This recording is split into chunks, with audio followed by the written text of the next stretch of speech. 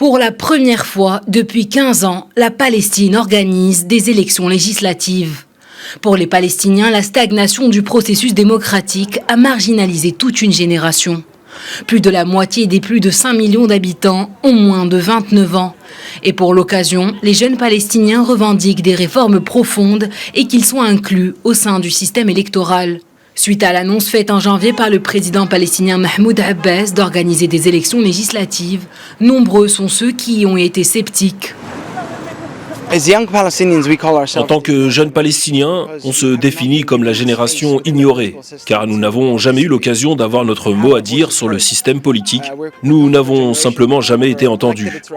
Nous sommes la génération qui n'a jamais élu de représentants, ni participé à une quelconque élection ou à un processus démocratique. Au sein des partis politiques, on utilise la jeunesse comme slogan, mais en réalité, on ne lui donne pas de rôle important. Le vote des jeunes sera crucial dans ce scrutin, une catégorie qui n'a pas toujours eu son mot à dire, mais qui n'en est pas moins concernée. Au cours des dernières années, le rôle de la jeunesse était restreint et marginalisé. Mais aujourd'hui, avec les élections, le soutien aux jeunes commence à prendre forme, de par le fort pourcentage de jeunes en Palestine. Nous autres, les jeunes, jouerons un rôle considérable durant ces élections et déterminant pour l'avenir du peuple palestinien.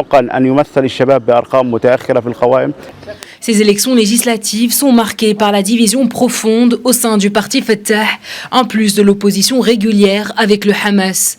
Malgré plusieurs tentatives de réconciliation, les deux partis n'arrivent toujours pas à trouver un terrain d'entente. Marwan Barghouti, emprisonné depuis 19 ans, a finalement décidé de conduire une liste pour ses prochaines élections en s'alliant à Nasser al-Qidwa, neveu de l'ancien président palestinien Yasser Arafat.